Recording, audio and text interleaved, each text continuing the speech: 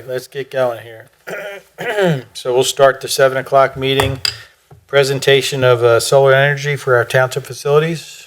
So as council's aware of, back in the fall of 2021, when we were preparing our budget for 2022, the direction of council was for the staff to research and explore the possibility of solar energy for our township facilities. So we did that throughout the year in 2022, and tonight we have our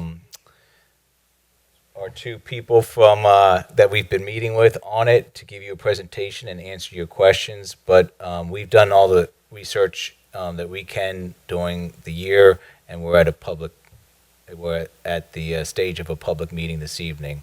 So I'll ask Don and Seth to Step up here and you can grab a microphone and have at it.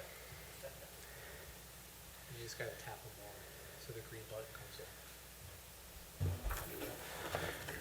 in. I think what the plan is, they can introduce themselves, of course, but you're going to show a video first. Okay. Don't worry, the video is going to just keep going. We're just going to play the video all the way through, and then there's going to be a PowerPoint presentation afterwards. So most of the same information that you see on the video is going to go slide by slide through the presentation, PowerPoint presentation, and questions could be answered during that time. Dim the lights and watch the movie. So, do you guys would just introduce yourselves real quick? Sure. Don Bradley, MVE Group, and it's an absolute pleasure to be here with you tonight. And Seth Berry, Solar Renewable Energy. Likewise, thank you for everybody's time tonight. And as Bill had mentioned, the idea of the video... I'm sorry, you have to get closer to the mic so sorry. it picks you up on. Sorry. Okay. It's No, just one that's- of those things. Thanks, Mark. We're going to show video, and it's really a graphical depiction of what we think the solar will end up looking like in the different buildings that are under consideration.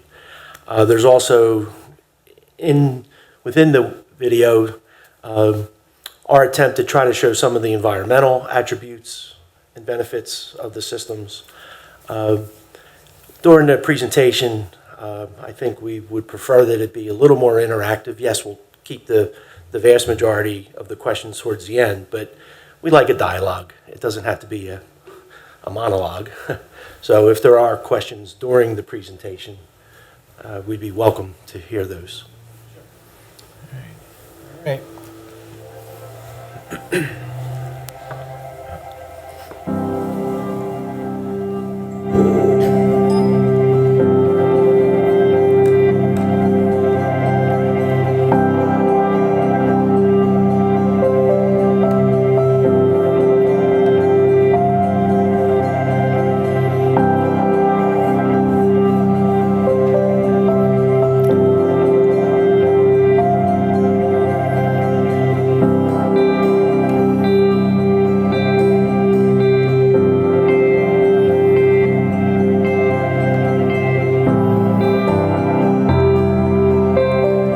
On the left, you see the size of the system, 57 kW for each of the buildings.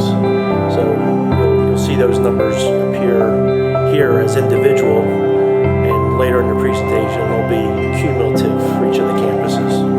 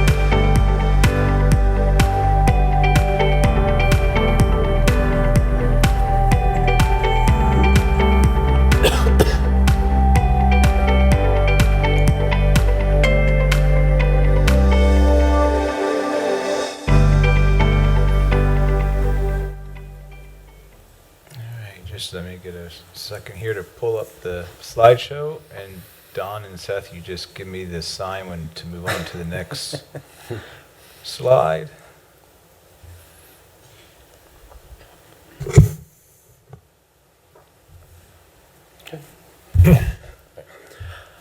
Well, again, thank you, everyone, for being here tonight. And this is our presentation, a little more in depth. But we saw this view from the video, but it's showing the community center, the main building, the police building, and the police canopy is kind of the way we describe the different solar arrays. And on the police building, we have solar on the metal standing seam roof and then also on the flat portion of the roof. So that's why they look a little different in their appearance. Yeah, so we'll talk a little bit tonight about the relationship we have MVE Group and SRE. So we'll get into that here in about 1 or 2 slides. But essentially, you're going to be signing a contract with my company. So we're more of the financing side of this, whereas MVE is going to be more of the installer side. So the company I'm with is called SRE, or Solar Renewable Energy, LLC. And what we're doing or presenting to you is called a private-public partnership. This is a pretty common strategy that we've done with probably 100+ municipal entities, townships, authorities, school districts, religious entities. The reason for that is as part of the how solar projects get financed is there's a lot of federal tax incentives out there, tax credits, depreciation benefits that can help reduce the outright cost of a system. So essentially think of it like part of our return is coming through the tax incentives and the rest of the returns coming through the relationship we'll have with the township. So in total, basically this is all going to get wrapped into one contract for the 3 sites that we presented in the video. At this site, the Public Works Garage, and the library. In total, the 3 of those are just over 1 megawatt. It's about 1,000 kW. What we're going to be presenting is what's called net metering. So net metering is pretty much how all of solar in Pennsylvania gets done. Basically, it's a give and take relationship with the utility. In this case, it would be PECO. So when you look at solar projects in Pennsylvania, pretty much none of them have batteries. And the reason for that is because of this concept called net metering. So essentially when you overproduce power, like typically this is going to max out during like the June, July timeframe when it's super sunny, you're essentially going to be selling power back to PECO. And that excess will actually be credited by PECO, and you'll consume it at a later date, at nighttime or at a different month whenever the winter, doesn't produce as much power. So that concept net metering, that's pretty much how all, Pennsylvania solar gets done. PECO, PPL, MEDED, it doesn't matter. That's a state policy. And then essentially last bullet there, just to kind of hit home at what the contract with you is going to be called, is a power service agreement, or a PSA. That's the solar contract. That'd be my company entering into with the township on the arrangement. How long is the contract? Yeah, so we'll go into that in more detail, but the underlying term is 28 years, but the township does have the ability to purchase this outright in year 6. So we'll talk about why that is, but essentially there's federal tax incentives that I need to hold for at least 5 years. Once that expires, I'm offering you the option. It's not an obligation, but an option. Like Seth had mentioned, MVE Group, we're really responsible for the design, the engineering, the installation, the commissioning, and then the ongoing maintenance and service of the system. And as I mentioned, we'll be the financing partner. So MVE and SRE have a long-standing relationship. We've been doing solar together for the better part of 10 years now. We certainly, I think in some of the slides here, we talk about some of our references in past projects. But again, as we mentioned, we've done quite a few of these types of projects, municipal, township, authorities. But that's, again, how these 2 parties come together. A little bit of history. MVE Group was established back in 1973 in Ephrata, Pennsylvania, Lancaster County. We're an electrical contracting company at our core. That's who we are. And we got into the solar business back in 2009. And it was actually in 2011 when the 2 companies came together and we created the MVE Group. And there's actually a third component of our business. We have a securities division as well. So we have the electrical contracting, we have the solar division, and we have a securities business. We have over 500 years of combined experience through all those businesses, commercial, industrial, electrical, our full turnkey solar installations. We do an awful lot of energy lighting retrofits, LED lighting retrofits. Like I mentioned, commercial and home security and fire protection. We're starting to do an awful lot of electric vehicle charging station installations for EVs. And of course, the utility and commercial scale solar projects, including batteries and even microgrid controls.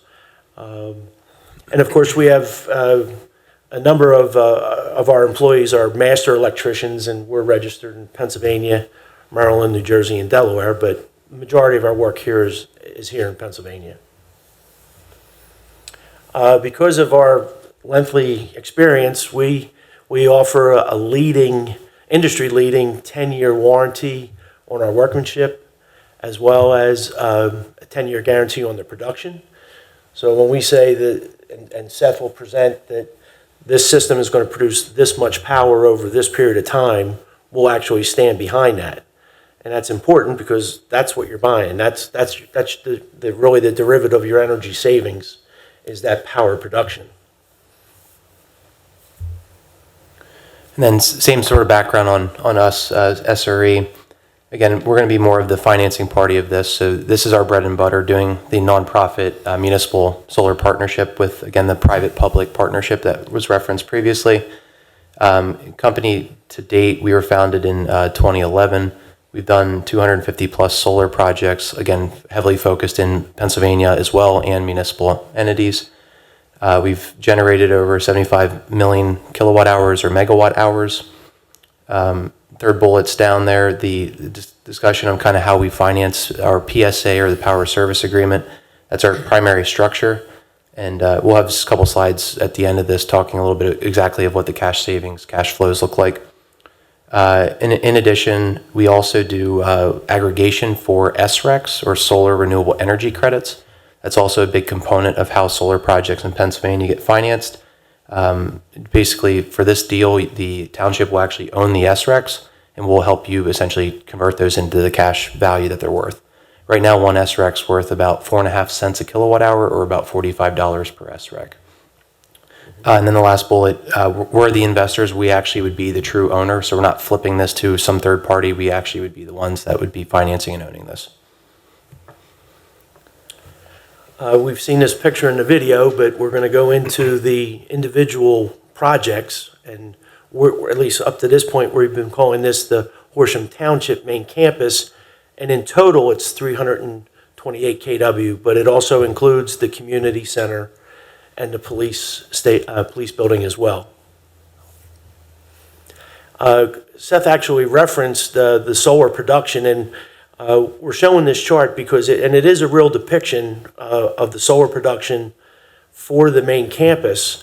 But obviously, in Pennsylvania, we get a lot more sunshine in June and July, and that's represented by the amount of power that we're producing. A lot less in January and February. But again, to Seth's point about net metering, when we overproduce in May, June, and July, and the township doesn't use that electricity, the net metering actually allows us to carry that credit to later months in the year. So we're building the credit most likely through April, May, June, the majority of it through May, June, and July, but then we end up using that credit through the rest of the year. Next slide, please.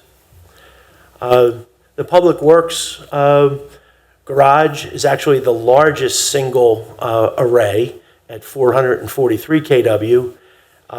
It ended up it's a solar builder's really preferred roof type, and a very beautiful south facing slope, gradual to work on and so forth, but it ends up being the largest array of the three campuses. Next slide.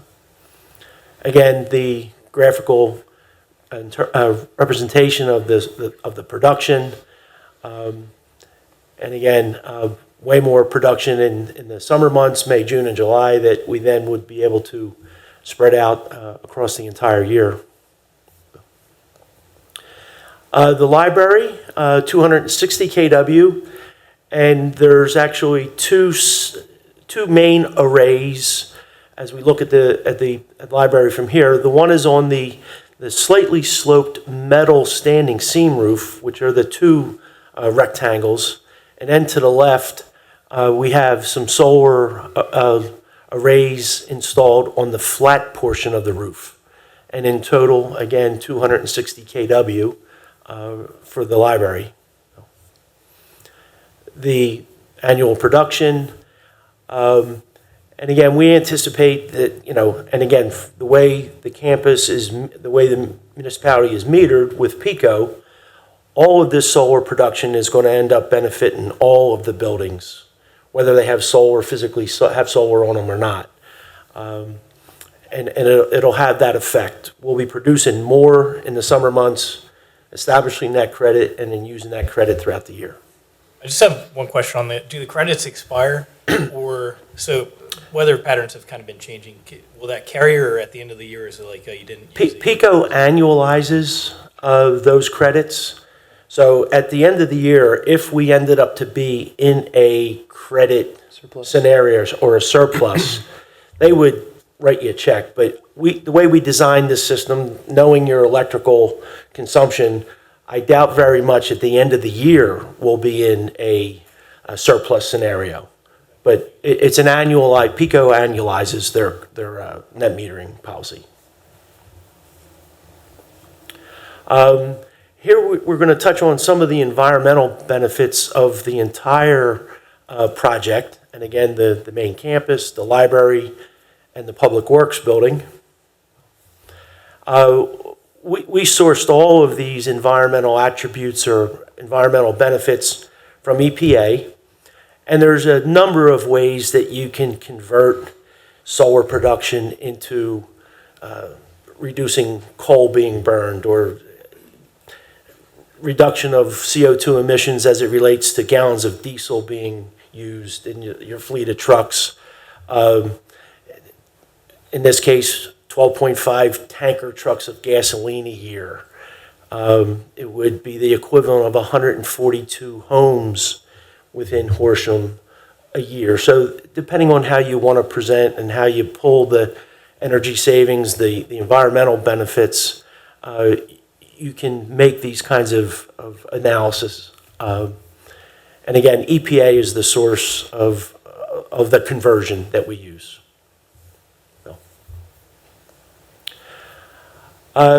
Obviously, we were asked to provide a township the project timeline.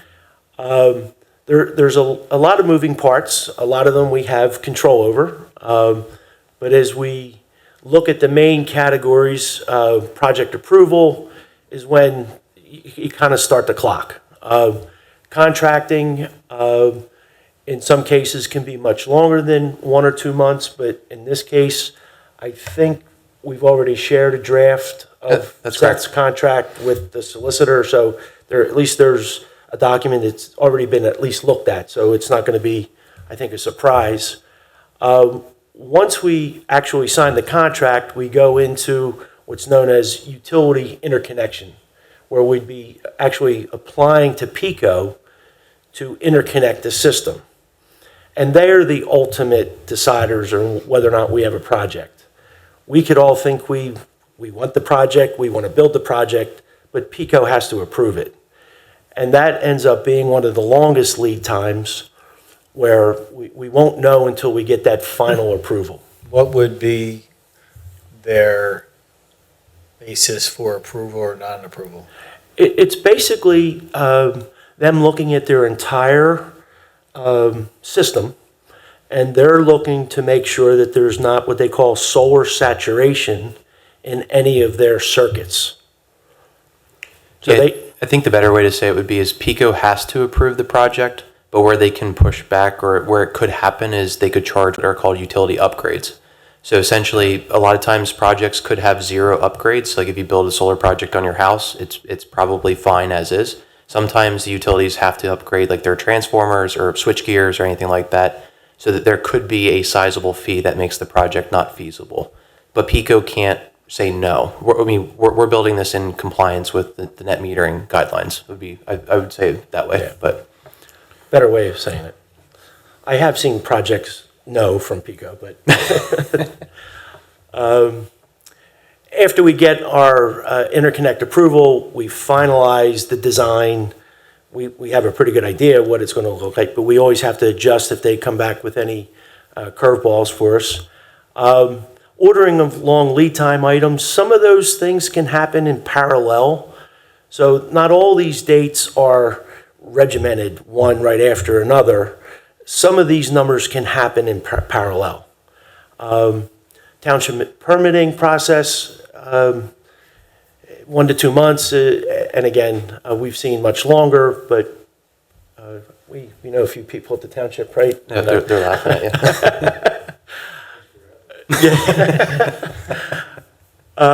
The construction process, my gosh, if we're not done in 1 to 2 months, Mother Nature's, really giving us a hard time.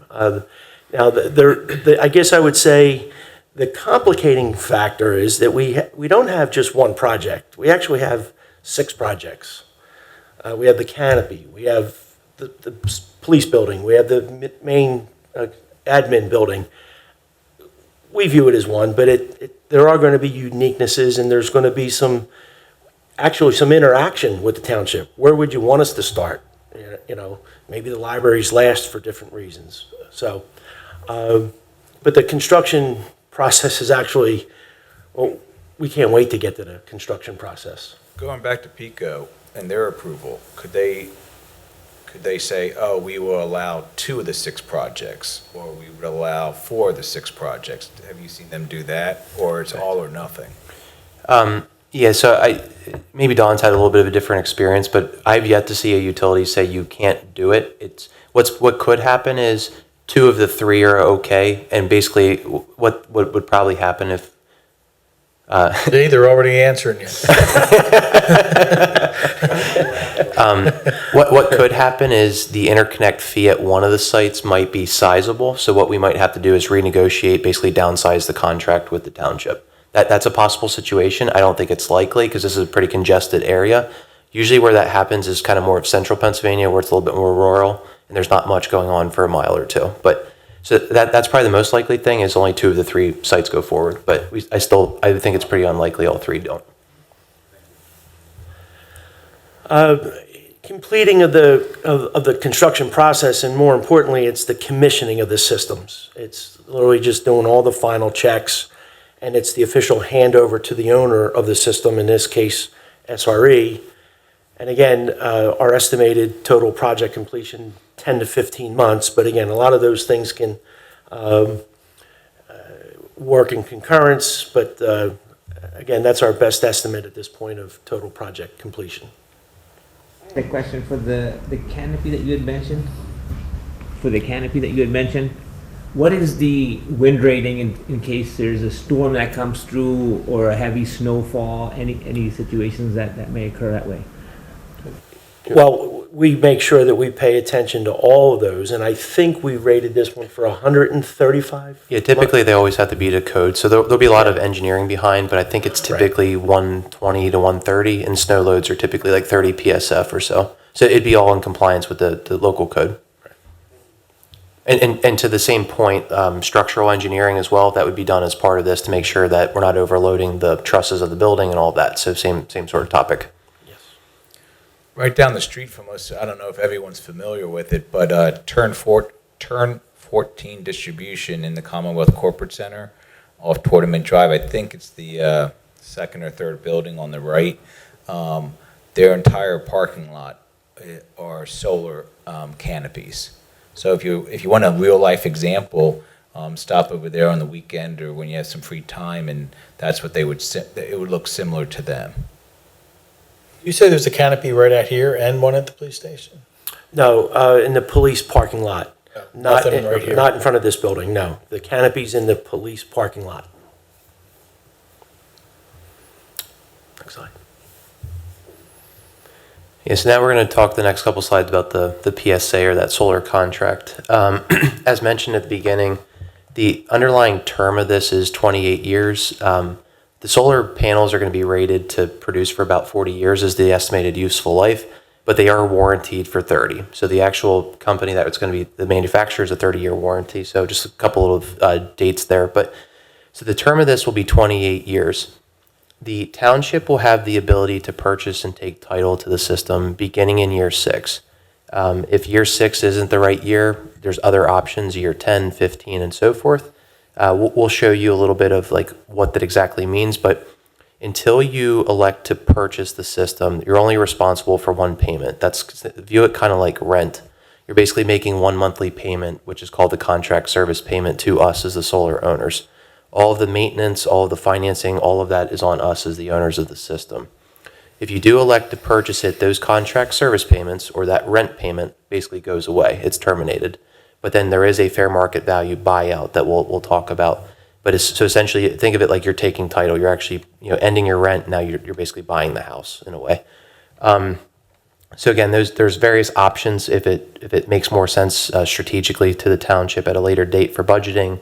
But those are all your option. I can't deny it. Then towards the bottom there, benefits. Can I stop you right there? So after 28 years, What happens? what happens? Yep. So at the end of 28, the contract will be written. There's a couple different things that could happen. We could give it to you for pretty much no cost. We could renew the PSA for like a 5-year additional term, or you could ask us to remove it at no cost to you. Typically what we find is most people are going to want to renew it because it's quoted to have a useful life of 40 years, but that's still a long time from now. So you'll probably make that call in 25 years from now. And I know solar just in the past, 5 or 10 years, the technology has changed. So what happens? Some new technology comes out that makes these more productive. How does that? I mean, do you change the panels to the more productive ones, or does it just stay the same? As part of so if we did a second project with you, maybe we would do the more technologically advanced product, but it's not going to be cost effective to undo and redo. Right. The other thing I would say to protect the township is, I know Dawn mentioned a 10-year production guarantee. We actually have a guarantee to you the entire life of the system. So until you purchase it from us, we actually are guaranteeing production to the township. So it's not like this immediately is going to go inferior and not work. But to speak on like the technological advances, the last 5 years, there really hasn't been that much improvement in solar panels. It's been a little bit gradually, like you're probably jumping 2-3% per year. Most of the leaps and bounds were going from 10 to 5 years ago. So we have started to plateau out. What they're doing now is they're actually making the panels bigger so they can fit more wattage per panel or more capability, but the square footage got bigger. So it's not like they're actually getting that much more efficient. It's just all part of the less panels need to be installed. Gotcha. So the bottom couple bullets there, just kind of real quick high levels. Again, what this is doing is it's designed to lower your costs. So what you'll see is on the next couple slides is you're going to start seeing savings immediately. So one of the big factors is your PICO bills can go significantly down. You're also going to see level fixed monthly payments. That's another big perk right now, especially because everybody's tired of talking about inflation, just seeing stuff jump all over the place. This is a contracted rate for the next 28 years. You can see how it does go up year to year, but like it is fixed. You know exactly what you're paying each year. Third bullet, we talked about that briefly. SRECs, or solar renewable energy credits. That's where Pennsylvania comes into play. Obviously, we're close to New Jersey here. There's a lot more solar in New Jersey right now because the SRECs are significantly higher. So there is a lot of speculation in Harrisburg that an SREC bill might get passed that could push SREC prices even higher, which would be to the township's benefit. And then the last point, which I would encourage the township to do, is market the green attributes of that. I mean, we've seen some clients do some kiosks and stuff in the lobby on the website. That's all up to the township's discretion. But we'll typically talk here just on the financial side of it. So is there a upfront cost for us, or is it just in the payments? So I think, Bill, if you it might be one or two slides later, but I'm jumping the gun, sorry. yeah. So this is just a summary. And then I think the next slide is the one that actually talks directly to your question there. So the township, again, under this structure, you're going to make one monthly payment. So that's your cost. That's basically replacing the PICO bill. And then you're going to receive on an ongoing basis a reduced PICO electric bill, and then the SREC income. SRECs, again, we have the ability to sell SRECs. You don't have to use us, but there's other people that do the same service. Essentially, most people sell their SRECs on a quarterly basis. So essentially, you generate 1,000 SRECs, you sell them at the market value, and then you get the cash in form of a check. And what you'll see is it results in net savings month to month to month. If you move forward with this project, I would recommend it would be a second agreement, it would be a different agreement than the power service agreement, but enter into an agreement. Our staff does not know and does not have the education of how to sell solar energy credits on the market. So I would I would recommend that it would be two agreements that we enter with solar renewable energy to manage that for us. And So that- that's not part of what you do during the 28-year period? So that's a separate agreement we call an aggregator agreement or aggregation agreement. All that really is we're basically brokering your SRECs for you. So what we typically charge is we charge $2 per SREC. So let's say an SREC right now is worth like $47. So when you want us to sell your SRECs, we typically will take $2 as a commission, and you'll get the net 45. Essentially, is how that works. Again, that's a separate agreement. I mean, we do that for most of our clients, but that is up to you. That's a service we provide, but you don't have to use us for that. That's a separate document. But the SRECs go to the township. If the SRECs go to the township, then why can we not pay for the system before 6 years? So the SRECs are just one part of the incentive. So is your question about financing the project or Yes. like outright paying for the system? Is that what you're asking? I guess I'm asking, there has to be a benefit to you for us to not outright finance the system and pay for it. And if it's not SRECs, what is it? So what we're getting as the owner of the system is we're getting the federal tax benefits. So we're monetizing a portion of our return through tax credits. Some of those the township being a nonprofit can't monetize. So that's the big driver. So our return is basically the tax credits, the depreciation benefits, and then the ongoing contract service payment and that buyout if you ever elect to buy the system out. So what you'll find is by us monetizing the tax incentives, that will maximize the township's tax savings or maximize the township's savings.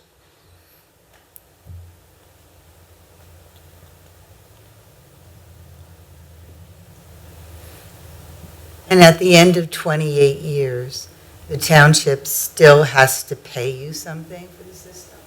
At the end of 28 years, the system would pretty much be an immaterial value, so essentially the township could get it basically for free.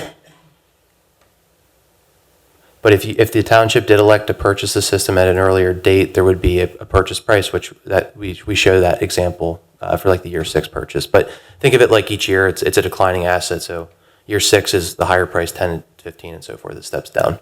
But at the end of 28, it's basically zero. It's free.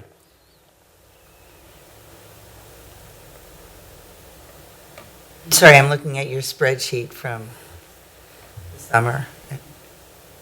Okay. Yep. So as part of the financing Mark, to answer your question there, in order to really help drive this value, what we're proposing is what's called a prepayment of power. This is a pretty common strategy that we've done with municipal entities. So this is the only upfront amount, is that the township would be making a contribution to the project called for $500,000. So that would be the only advance basically that would be happening.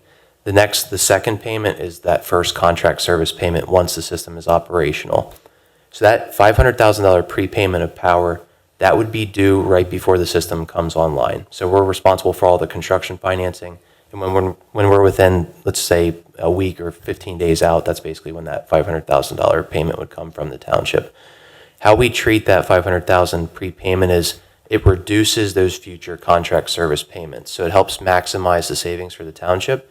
And typically how we pass that on to you is we give you a 6% return. So basically it reduces the buyout values if you elect them, and it also reduces those ongoing monthly payments. And that's all other financial obligations are on us as the system owner. then if next slide, I think summarizes the financial summary. But underneath the heading there, the cash inflows for the first year, that's the reduced PICO bill and the SREC income, again, the state incentive, is $190,000 of cash inflows. The monthly payments, when you annualize those together, the outflow is $128,000. That would be paid to us. That's the township's payments. And then that results in a net savings of $62,000. So you can look at that 62,000 on the 500 or however you'd want to look at it. But over 30 years, that 62,000 does jump up to 3.6 million. We do have an Excel schedule that we could share with the group if you wanted to see the detail of how that's computed. And then going back to the second to last bullet, that shows you what the buyout value would be in year 6 if you elected to purchase it. So essentially, there will be an escalation on that cash outflow of that 128. But if you did not want to purchase the system for 1.5 million, your year 6 number is probably something in like the $140,000 range. So essentially, the township could continue making payments around $140,000, or you could elect to purchase the system for 1.5 million in year 6. So these numbers are these numbers based on what our bills are currently? They are correct. They are. So we're paying, I guess, a lot of money in electric. Well, so that's the That's credit the income savings. too. Yeah.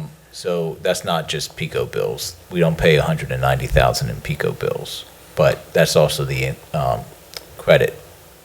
Yeah, your value of your Right. SREC on this is probably about 50,000 or so, 60,000. So you're probably paying, again, this is just rough, probably 150-ish thousand, 140,000 for electric per year, something in that ballpark. Does that sound about right, Bill? Yep. And it went up, as we all know, this year with the inflation. Yeah. Went really. That's all our buildings, right? Correct. Yes. I just want to make sure we're looking at actual numbers. That's correct. Yep. As part of this as Bill mentioned, we've had pretty extensive reviews here with the township throughout most of 2022, and one of the first steps was looking at a couple different PICO bills. So What's your increase per year? You were saying you increase every year too. I'll have to recheck that, but typically it's about 1 or 1.5%. I'd have to re-verify that. And that's capped for the whole year, so you, It's whatever it is from year 1 to 2. It's consistent the whole way. Pico does, Correct. you're capped at that. Correct. So what you'll see is one of our exhibits. It's actually one of the last pages of our contract. Is year 1 through 28. Those are all on a table, so you know exactly what the number is each year. So that doesn't move. So basically, our electric price is fixed, and that's Correct. it. It's not going to change. We know exactly what it's going to be, regardless of whatever the inflationary rates are or models are. Correct. And obviously, you generate more savings if the PICO rates continue to increase. Essentially, as a solar owner, you actually want electric rates to go higher. Like, it results in more savings, however you want to look at that. So.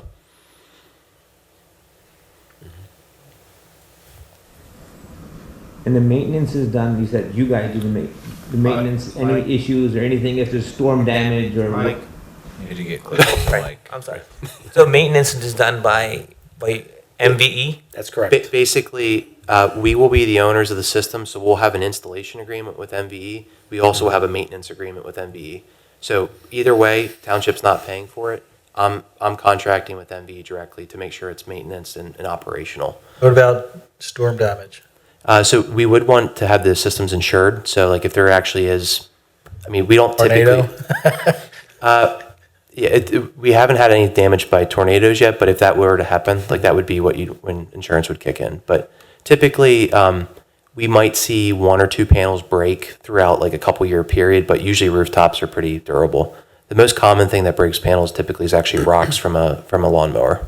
But so they're actually pretty durable, like hail, that doesn't really affect them. And part of our design analysis, we make sure that we pick roofs that are not close to trees. So falling branches are a lot of times eliminated because of that due diligence.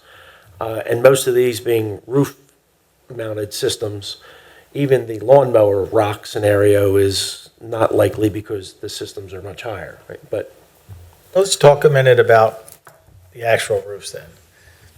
I'm not real familiar with this type of solar stuff, but I'm somewhat familiar with some of the residential. And I know that most solar companies will not put solar on a roof unless it's been replaced with a new roof because they want the roof to last. So what happens if there is a roof issue with some of these buildings, which we hope there wouldn't be, but what if we have an issue with a roof? These roofs, obviously they're checked out before you install and all that stuff, right? Oh, absolutely.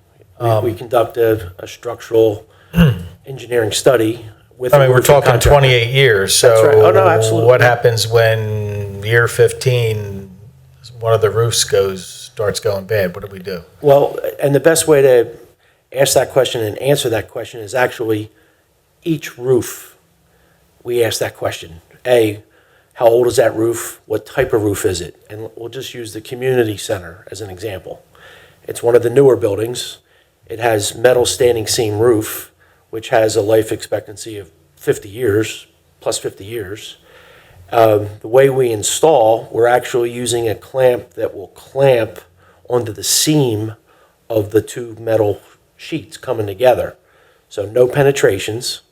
So we're actually clamping to the seams, and then there's rails that are attached to the brackets that the panels then attach to. So we're up off of the roof, no penetrations, on a 50-year roof. That's the community center. This building is in a very similar category, newer building, metal standing seam roof. The police building, the front part that's visible from the parking lot, metal standing seam roof, same category. High likelihood that the roof is going to far exceed the life of the system, the photovoltaic system. What we're being told, and we'll validate through our roof inspection and structural engineering, the flat roof portion of the police building, again, what's the condition? We're making some assumptions. We're being told this is the last time it was replaced, but we do that inspection. We believe it to be a newer roof. It's white reflective. We like that. Again, no penetrations. The solar panels would, the first step is we put a tray on the roof. Well, we put an underlayment under the tray on top of the roof material. Then we put ballast, cinder blocks on that tray. And then there's some braces that connect the solar panels. Again, no penetrations. The canopy, the solar canopy in the parking lot, not roof related, but producing power. The one thing that we were not able to accurately depict was the shade that will end up, the shade benefit to the vehicles underneath that canopy. And we're doing a lot of those solar canopy installations for a lot of corporate centers. They end up becoming some of the most desirable parking spots in a parking lot, especially during the summer, but also during different winter type events. But anyway, the Public Works building, metal roof, but we know that it's older. We're going to be real interested to get up on that roof. Our visual, both exterior and inside, from inside the roof, tells us it's in pretty darn good shape. There's been a pretty good maintenance schedule on it. We're pretty confident that the solar system is not going to outlast the roof of the Public Works building. But again, it's a metal roof. The library, from what understanding, and again, there's two roof types. Our understanding is that there's actually a new roof being considered for the flat portion of the roof. We would very much want to coordinate the solar installation to make sure that that's done after the new roof of the library. 2023 budget, the flat part of the library. Didn't we do the other part before? Didn't we have an issue with the leak there? Or was that on the flat? It was just patched. Oh. Okay. We can't patch it anymore. Right. So that's the flat part you're saying. Yes, the in your 2023 budget is for the flat roof of the library to get a new roof put on. And then the other roof of the library, again, a fairly new metal standing seam roof. High confidence that roof will far outlast the solar system. But due diligence on all those roofs before installation.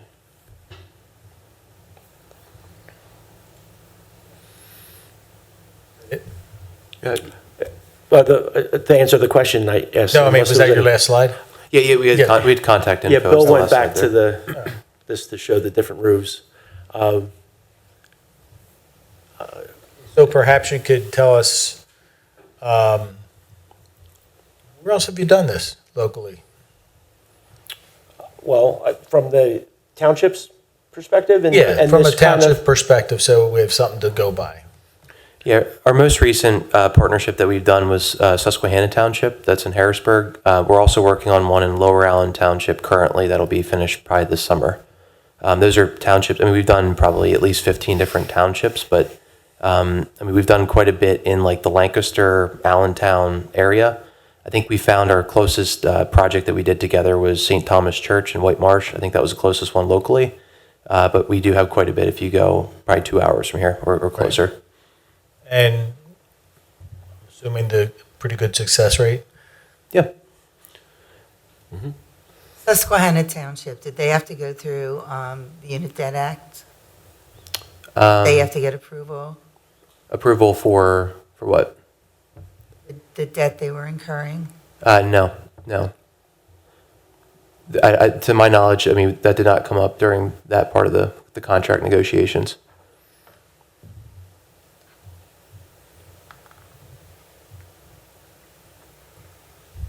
Anybody else? I thought this was a really good presentation. The one thing I was expecting to see was it's become apparent that one of the components has been sourced from slave labor, a substantial portion of it. Can you talk about the due diligence that you guys do to make sure that your materials are free of that? The entire industry is very much aware of that question and that topic. And we rely on the two main resources are the U.S. Department of Commerce that has created a list of approved countries where you can source solar products. The Solar Energy Industries Association has also created a source book. It's the sourcing protocol to ensure that solar products are not sourced from that region of China. Every single vendor that we interact with is a signator of that protocol, that they go through their due diligence to ensure of all the products are not from that region. So with a high confidence level, we believe through every resource we have as an industry and as a company, that these products, the inverter, the solar panels, the wire, and so forth, and a lot of them are U.S. made anyway, that are certainly on that approved list of products. So these products are made in the U.S., but the components may come from outside. In this case, the major components, the inverter, for instance, is manufactured in Germany. The solar panels that we specified for this project are manufactured and assembled in Vietnam. The racking is U.S. The wire is U.S. So we call that balance of systems. So there's the two main components, inverters and modules, and then balance of systems. The majority of balance of systems are U.S., solar panels Vietnamese, and inverters Germany. And as part of the Inflation Reduction Act, there's been a big push for U.S.-made content. I'm not sure if anybody's familiar with that one, but so there will start to be solar panels being sourced from the United States, but right now I'm guessing, but it's less than 5% of panels right now are U.S.-made. So you can't get U.S. panels for probably the better part of a year and a half or 2 years from now. You will start to see panels over, because the IRA was a 10-year bill. You will start to see in probably 2 to 3 years that capacity starts to become available, but not at the current moment for U.S. made. Speaking of capacity, what are you seeing any delays in production or in getting the materials that you need? Outsourcing stuff?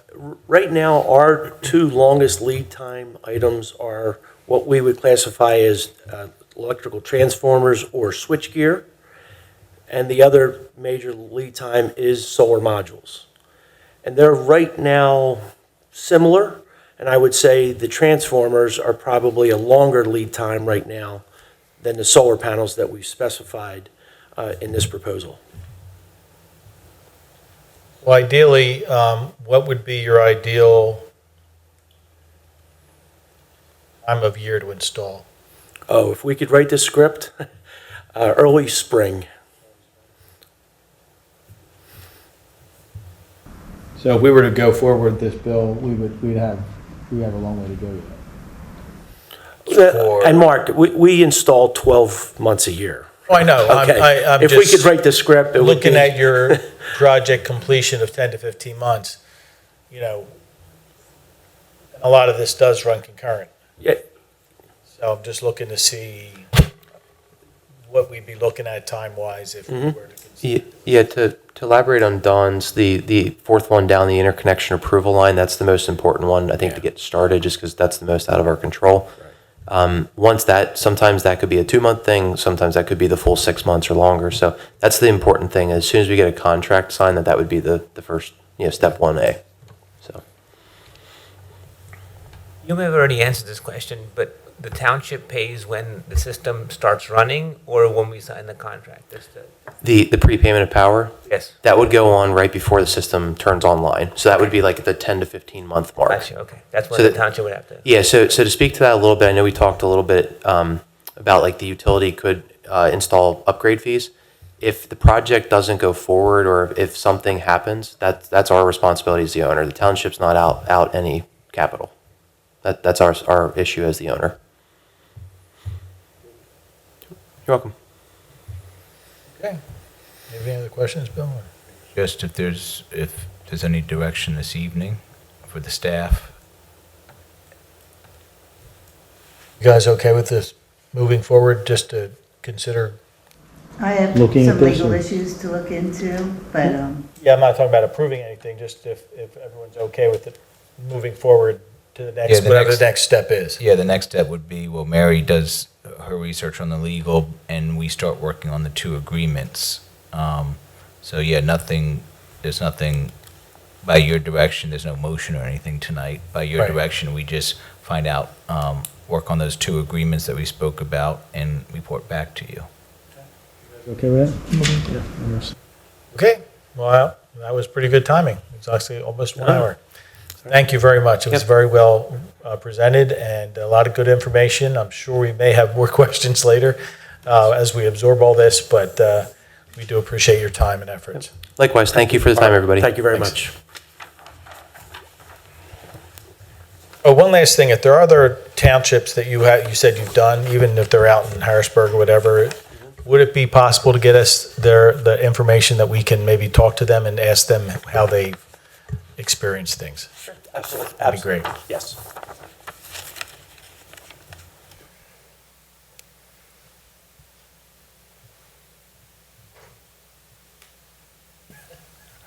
I think the clock I says think 8 it's safe o'clock. to start, okay?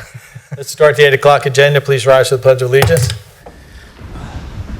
I pledge allegiance to the flag of the United States of America and to the republic for which it stands, one nation, under God, indivisible, with liberty and justice for all. All right, good evening, everyone that is here. And first item is a check presentation to St. Vincent de Paul Food Pantry for the annual 5K, annual freezer 5K. I think As council knows, we've been, for a number of years now, we've been, and we were the first ones to have a 5K in the middle of the winter. Now everyone copies us. But we had about 200 participants this year. It's held at Simmons Elementary School and on our Power Line Trail. And we allow a portion of the proceeds to go back to the St. Vincent Paul Food Pantry. As council knows, they do a lot of great work for families, Absolutely. needy families in Horsham, not only for food, but finances. If they had to put up a family for a few nights in a hotel, if they had to give guidance and financial advice and guidance to families to try to get themselves back up on their feet. So they do a lot more than just give out the food. So they're an important a very important organization within our township that steps up to the plate and helps our needy local residents. We are very proud of having you guys taking charge of this very important thing that you do in the township, because we do realize how important it is and the kind of work that you guys do. And we're always happy to have you here. So we do have a check. It is made out to you, not me, so I do have to hand it over. So if Steve and Patty, if you can come up, if you guys want to say a few words when you come up, and also we'll get a picture with you with the check. And there's one behind you, Mark, too. So the We got the big one? Yeah, a real one and a big one.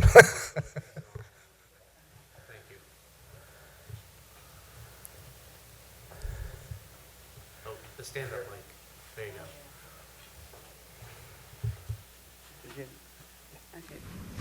Wanted to thank you for sending this check to us, and it'll be helpful because we have over 100 families now that we're helping every week at our pantry. That's cool.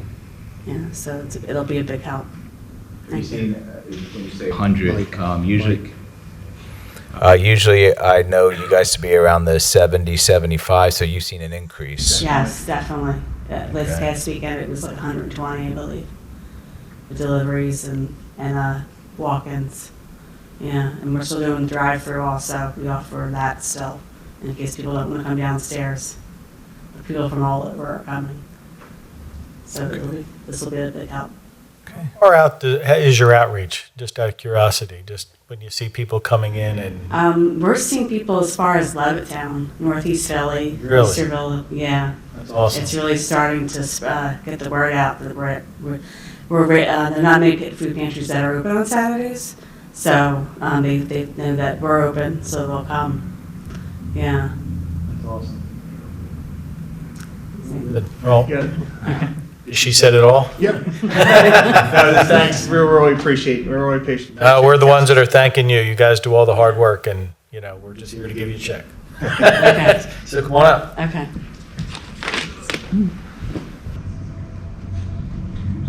Beautiful. Thanks. Thanks. Thanks for your support. Really appreciate it. Thank you so much. All righty. Next is any opportunity for questions or comments from the public.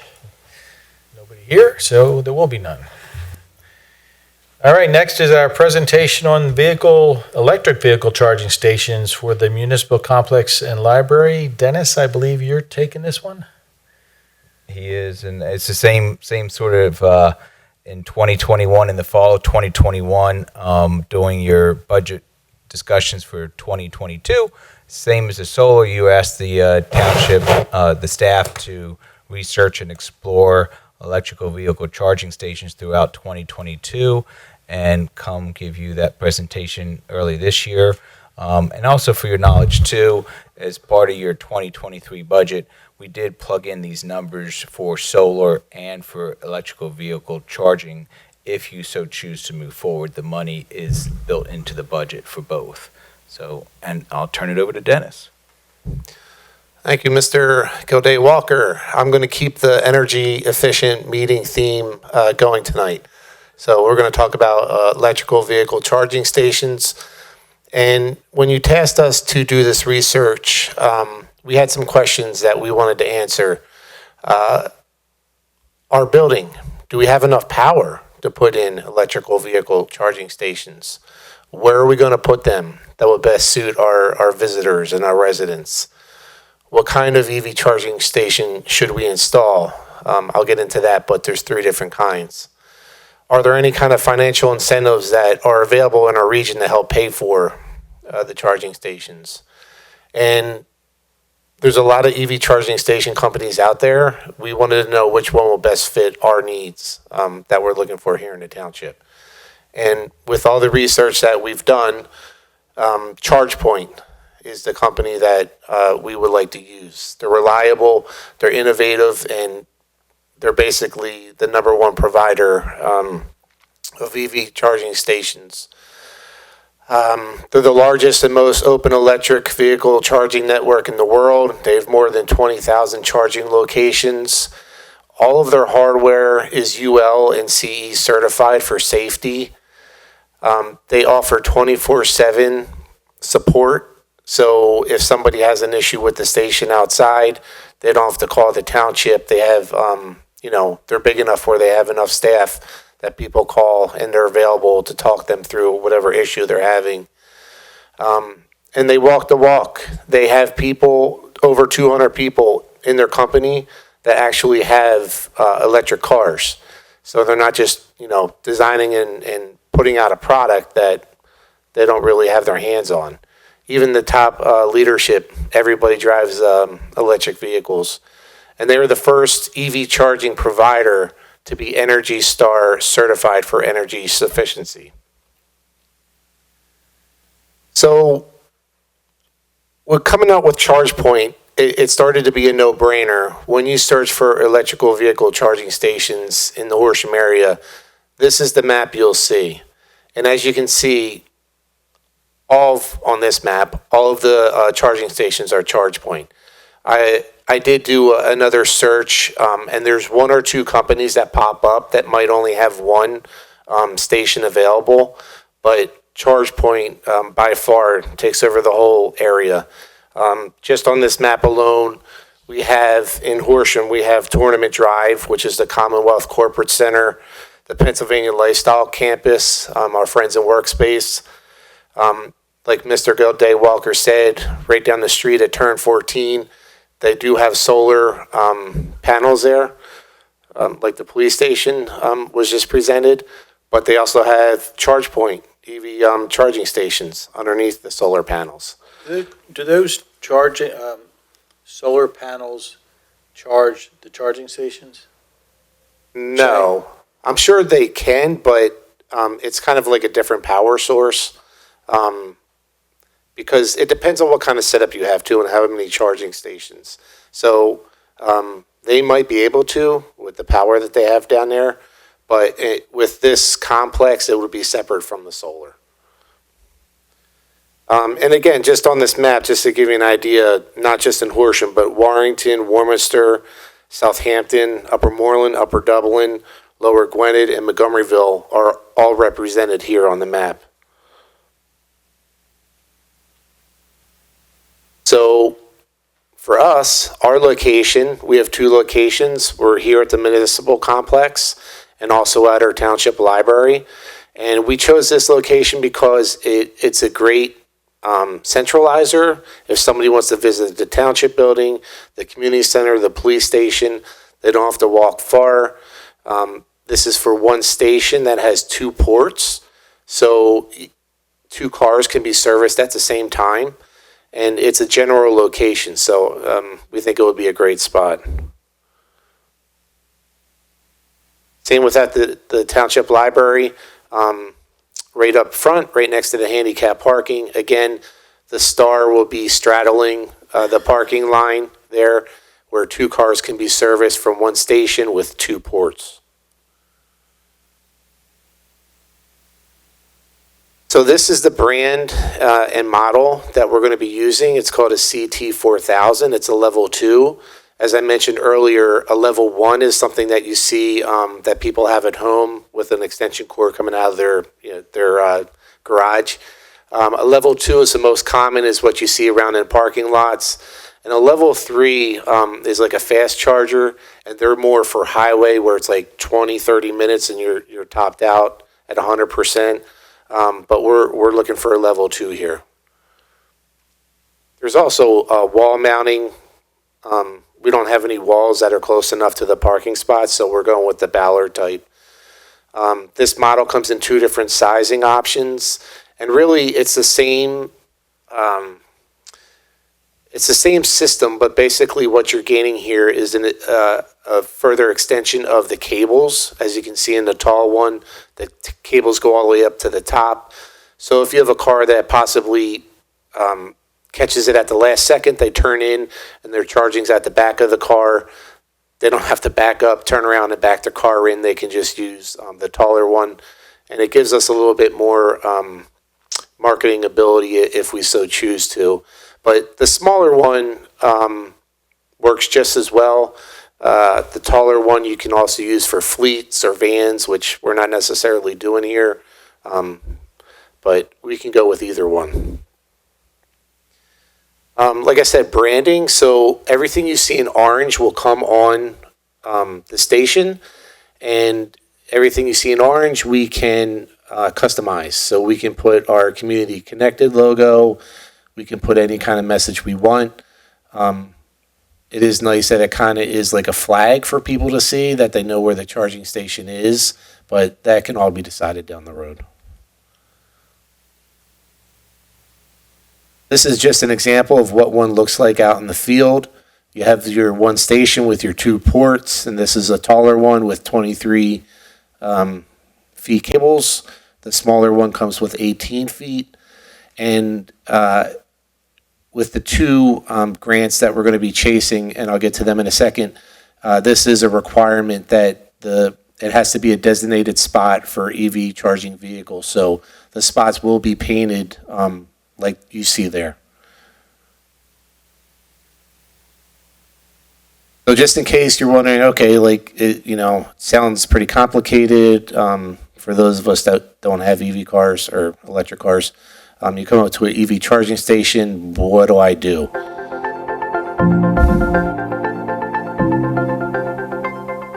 Hi everyone, I'm Lucia from ChargePoint, and I'm going to show you how simple it is to charge any electric vehicle using ChargePoint. To get started, create a free account online or in the app. It's super fast and easy.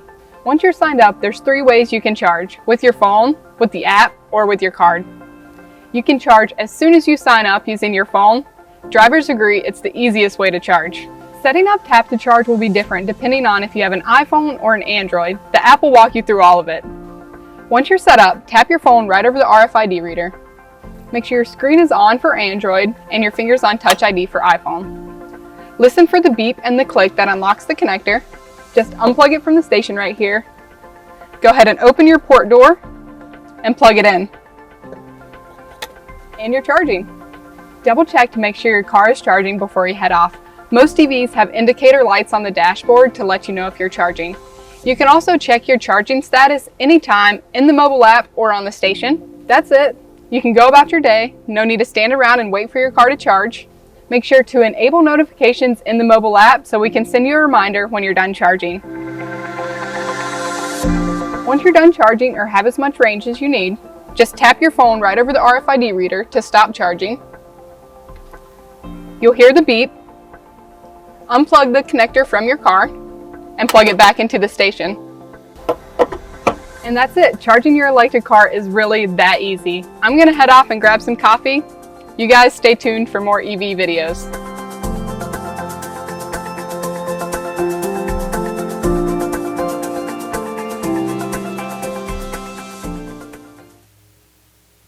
So it really is that easy. And again, you don't need an Android or an Apple phone. You can use your debit card or credit card and just tap it to the screen and pay that way.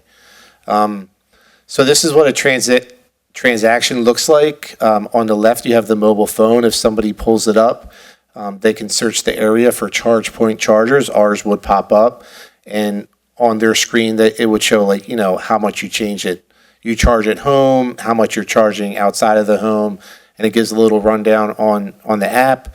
On our side, on the back end, it gives a detailed overview of what's going on, and it also works in real time. So if we have an event during the day, it's not like we have to wait for a report at the end of the month. We can quick go on the computer and see, how many people use the charger today. So it's very user friendly, and it does print reports, which we'll need for the grants that we're going after. They want 3 years of reports, but it's very user friendly. So what should we expect from ChargePoint? There is a maintenance agreement, and that's for the parts, on-site labor to install, and that's a 5-year contract. They do guarantee that 98% of the time we have the chargers, they'll be running. And again, they have 24/7 support, 365 days a year. Of course, if somebody comes in and has a question, we'll be able to help them. But if it's the weekend and we're not here, they can call the phone number and be connected with one of their agents who can help them out right on the spot. And the incentives that are happening right now with the DEP is the biggest one driving PA forward. We're going to be trying to get that grant. And also the PICO, which is fairly new, level 2 commercial electrical vehicle charging pilot. It's going strong right now. I don't see any reason why they wouldn't renew it. But these are the two incentives that we're going to try to go after to help, pay for these charging stations. So typically, how long does it take for these charging stations to charge a vehicle? So if you're on zero, if you roll in here on fumes, it's about 6 to 8 hours. Typically, what they're seeing is about around 3 to 4 hours, possibly 2 hours if you just want to top off. So it's not, we're not looking for people to leave their car here for 24 hours. We don't have to pay anything. It's all on the user. So it's not against the township, but we want it to be for everybody. We don't just want people So can we time it out? We can. Yep, there's an option for that. What about cost-wise? Does the cost go up the longer they use it, or how does that exactly work? That can be configured. It depends on what the kilowatt price is. And then if they reach a certain time limit, then that can be raised. Like if you don't want people charging for 8 hours, because you want to be able to, people to be able to We can use set a it. time frame, yes. So you can set time frames Yes. if they go over a certain amount of time. Like I said, the 2 price to goes 3 up. hours is comfortable, is what's average, is what they say for people to charge and not do a 0 to 100%. But if they go over, say, 4 hours, then that price can definitely increase to kind of, Incentivize them to. yeah, to move their vehicle. Right, because like you said, you don't want people sitting there overnight. No, that's not the intent. Is Part of- the price point for the level 3 so much higher that it's prohibitive? It's really unnecessary. It's not something that you see being used. It's more for a stop and go. But this is a stop and go. I mean, like, people come in and they come in for their permits. They're here for 20 minutes or a half an hour, and then they leave again. It is a bit more. You mean I the don't think- cost is a bit Yeah, I more. don't think it would be cost effective for what we're. Part of our research last year was many municipalities in eastern Montgomery County around us already have these in place. And one of our questions to them was, do you have a problem with people like wanting to stay on for 4, 6, 8 hours? And how do you deal with that? We don't deal with it because it doesn't happen. So some of these municipalities have had these in their municipal buildings, libraries, park systems, wherever they put them. And the response that we've gotten back from everyone is they haven't had a problem with people or people wanting to park their cars overnight plugged in and, a second car drives them home and then they come back in the morning. That doesn't happen. So no one has experienced, like Dennis said, there's things in place that we can use to address if it happens. But all the municipalities that we've contacted that already have them for a number of years have not had that problem. Are the charge points standardized? Are the plugs standard throughout industry now? Or is there brands? ChargePoint will charge any car. The only issue would be a Tesla, but Tesla owners, when they purchase the vehicle, get an adapter, and that adapter works at a charge point. So any electrical vehicle they will charge.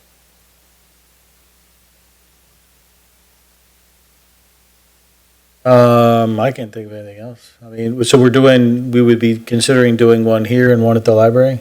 2 stations, 4 ports. And I guess see how it goes and then maybe expand upon it if it's successful and we can go other places. How much does it cost to install one? Is there, like, I missed that last meeting, what was the fixed cost to the township or are there Or one with installation and the cost of the station is about $30,000 to $40,000. Is there any subsidized, but those subsidies would help offset that cost? Yes. Is there a max on the like the DEP or the Pico one. So if we were like, we want to do 3 charge points, is it everyone, or is there a limit to the amount that they will? There is a limit. So you would think like, oh, we're doing a project here at the township building and we're doing one at the library, but they see us as one customer. So we can't double dip that way. But just for an example, for the DEP, the max rebate will be $4,000. So if the cost you're saying is about 30,000, Yeah, 30 to 40. 30 Yeah. to 40? And how do we recoup that? Is there any way for us to recoup any of that, or is that just, I mean, other than the grants, I mean, is there any way to recoup that money? Oh, you mean through electric, like solar does, through credits and stuff? Credit or through?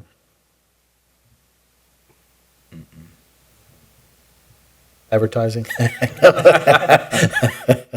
No, I'm just asking the question, that's all. We do get reimbursed from the usage. It's not a source of income, but it's something. Right. But it's more of a service to the community than anything else. Exactly. Which is more important than. Do you see this, I mean, we're early in the stages of this, or do you see this expanding down the road to other locations or parks? Yeah, certainly possible. Because I would think that like to Mary's point, you're coming here, you're probably not going to stay here very long. So maybe you charge for 20 minutes and go, maybe just to juice it up a little bit before you go home or to go out or whatever. Library might be a little bit longer. You might be in there for an hour or two, maybe, depending what you're doing. But I imagine the parks would probably be the longest time you'd probably spend in one place. So Oh, yeah, I mean, you have rentals at the community center, you have pickleball players, so they're Right. here for a decent amount of time. Oh, I didn't think about that. Yeah, you're right. People come in for meetings, and if it's a good lengthy meeting. Yeah, I mean, we go over to meetings at Workspace. Workspace has many of these through their office park, Pennsylvania Lifestyle Campus, and we'll go over for meetings, and one of the team members, will show up and, in their personal vehicle and, pull up and plug in while we're in the meeting and come on out and unplug, and they swipe their credit card or do whatever they do. So it's, as long as the electrical vehicle, industry keeps steady and moving forward, which I guess they will. Seems that way, yeah. Electric vehicles, Chief? Working on. John, that max rebate too is $4,000 per plug. So, a little bit better. All right, that's all I got. Anybody else? So at this point, I would say keep going with it, and it seems like everybody's okay with moving forward with getting this thing done. I would say, just for your knowledge, as you know, I mentioned earlier, we do have these monies in our budget. If council's looking to get these installed this calendar year, we can't use the grants. The grants, the way they work, number one, we don't know if we're going to get them. You have to apply for them. That takes several months. If you're awarded them, then you have to wait several months for the grant contract agreement to come from Harrisburg. Then once you get that, it's several months for signatures. So again, if you want us to go after those incentives, it's not happening this year. The state will not allow us to do anything until we have a grant agreement contract signed and approved. Not anything. And the lead time on ordering these is 12 weeks. It's 12 to 14 weeks. So just again, for the material. if you want these installed this year, We would have to pay for it. we would have to pay them. But we have these. But we have the money in the budget. We know these grant programs, and if you want to wait, and there's no guarantee we're going to get the grants, we can apply for the grants this year, go through them, and they would probably be installed summer or fall of next year. We have two options. We do that, or we can get them done now and then hope to get the grant for next And then year. use the grants for different other locations, or if you want to add to them, like you said, the park system or elsewhere in town, we can then, if you like, you see them, this could be your pilot.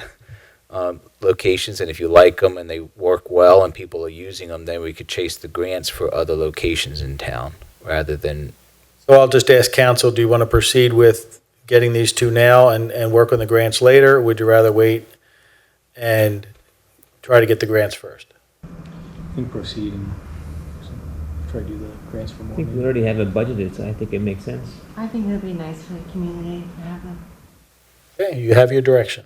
Okay. We'll keep you updated. That stellar presentation that convinced me. All righty, let's move on to the approval of minutes. Anybody?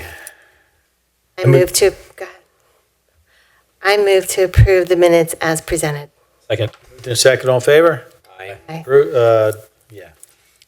Motion is, Whatever, passed. I have to catch up to myself. All right, next is the treasurer's report, Bill. The balance in the general fund as of January 31st, 2023 is $4,012,597.81. The balance carried forward is more than budgeted. For the most part, receipts and expenditures in the general fund reflect normal activity for January. For a more detailed presentation of our current financial position, I would refer you to your monthly booklet. Okay, do we have a list of checks? We have motions. Move to approve the list of checks and all funds in the amount of $691,550.05, and further move to authorize payment of the same. I further move to ratify the U.S. Bank credit card transactions for the month of January 2023 in the amount of $18,967.46. Second. Moved and second, all in favor? Aye. Opposed? Ayes have it. Next is the Horsham Day fireworks contract, Bill. So you have a contract in front of you in your packets from Celebration Fireworks Incorporated. This company we've used for a number of years now, probably 10 years or longer at this point. They've worked very well with us. They've been very safe, no accidents, very important, and good staff. So they have given us a contract for this year's fireworks. It's $16,600. Okay, do we have a motion? I move to authorize the agreement with Celebration Fireworks, Inc. in the amount of $16,600 for a firework display at Horsham Day. I second the motion. Moved and second, all in favor? Aye. Opposed? Ayes have it. Next, we are reviewing a subdivision land development for the county line veterinary. And you've already actually given this final land development approval. They've had some situation where they will explain to you, and they are in need of, is the situation that they will explain to you. They are in need for one additional waiver, so to be an amendment to their land development approval. Good evening. George Ozorowski on behalf of County Line Vet Hospital. Good evening. George Ozorowski for County Line Vet Hospital. We were here, I think, in May of last year, and we received approval from the township for the project. At the time, we didn't think there was going to be an issue with the ordinance that requires a temporary construction easement from our two neighbors. We were able to receive one from our neighbor to the right as you face the building, and if you may recall, they were actually here that night. I sent out draft agreements to both parties, and the one on the left made it very clear to me that they were not going to cooperate and they were not going to grant the easement. So in light of that, we went back to the drawing boards, we redesigned the project, we had some conversations with the staff, which I think they are now comfortable with. Construction-wise, we won't interfere with their property, which was a major concern that we could cross over on their property. And I have my engineer, if you would like him to go over the actual particulars of what we designed or how we changed it, I'll be glad to do that. But I can tell you, we do not have any solar whatsoever, just so we're clear. Solar. We will not have any. So the request is... Yeah, so what changed, basically? Rob, can you walk me through? You just had to sit down and press the button on the mic. There you go. Hi, I'm Robert Benedetto with Engineering and Land Planning Associates.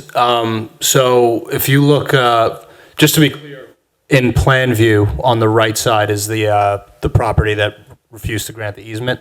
So where you would sort of kind of back your car out to turn and make an exit, we had extended a curb to the property line. That's since been removed. We're now only paving up to 2 feet away from the property line, so we don't anticipate needing to go on the adjacent property in order to pave the 2 feet. And instead of the curb, we are putting 2 wheel stops down, so, it'll prevent any cars from backing too far and crossing the property. It's not as pretty, but it'll act in the same manner as a curb over there. We did that in both parking aisles. So as you can see, there's 2 up top, and there's 3 in the bottom. I'm sorry, 3 in each, actually. And yeah, those are the changes with regard to that waiver request. The easement was for them to allow you to put curbing in? Yeah, the easement was for a temporary construction easement for a 5-foot width onto their property, which would allow our contractor to stand on their property, essentially, form out the curb on the property line. They refused to grant it, so we had to kind of rework things so that we could, the contractor could make the improvements, still functional. How will you supervise the contractor to make sure that he doesn't stray onto that neighbor's property, since they've been so clear that they don't want you to? And it's my understanding also that the paving on that neighbor's property goes right up to the property line. And so how are you going to prevent damage to that paving? Sure. So, as the engineer, all we can really do is, add a note directing the contractor to stay on our property. If he crosses the property line, I'm going to go out on a limb and say that neighbor's going to get, calling the cops for trespassing. But the way we've laid it out, there's absolutely no need for the contractor to cross the property line, and they will be instructed as such to stay on the subject property. Eric, do you have any other thoughts for if council wants to grant this waiver, for any conditions that could be imposed to protect the neighboring property owner? Unfortunately, you could try to put a fence up right along the property Well, that's line. what I was going to just say. We actually are, the way the contract is written, they're going to be putting up a temporary, one of those plastic fences to prevent them to going on the other side as kind of a barrier.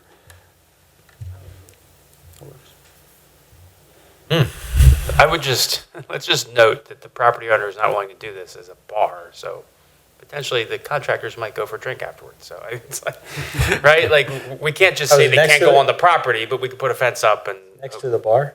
Right? Am I wrong? That's accurate. Yeah, the property owner actually, I understand, leases the bar out to someone else who runs it. They don't actually own it. Oh, got it. So the owner of the property doesn't want to, but the person who actually runs the bar might not care. We don't know that. I wrote to the owner of the property because they would have to sign the easement as the property owner, so.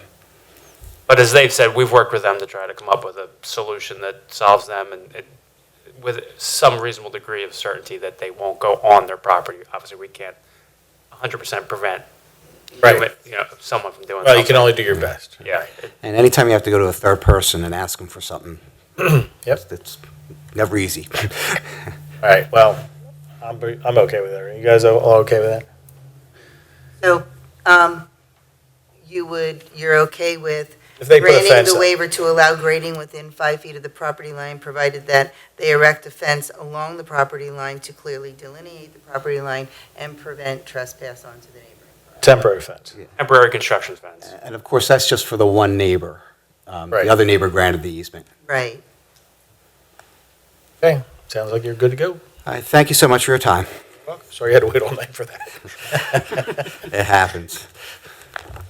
Mary, could we expect the land development agreement sometime soon? Land development Wait a agreements have minute. been done, so it's just a matter of. We need a motion for working this at thing, this. Bill? No, you gave direction, we'll send a letter. Oh, I saw a motion here. Oh, sorry. Oh, okay, so we don't need that. All right. If you can do it, we have to run it by our bank, so, our lender, so. They've been done, we're waiting on this. Okay. Thank you for your time. Welcome. Good luck again. All right, being that there is no further items on the agenda, we will adjourn this meeting. Good night, everyone.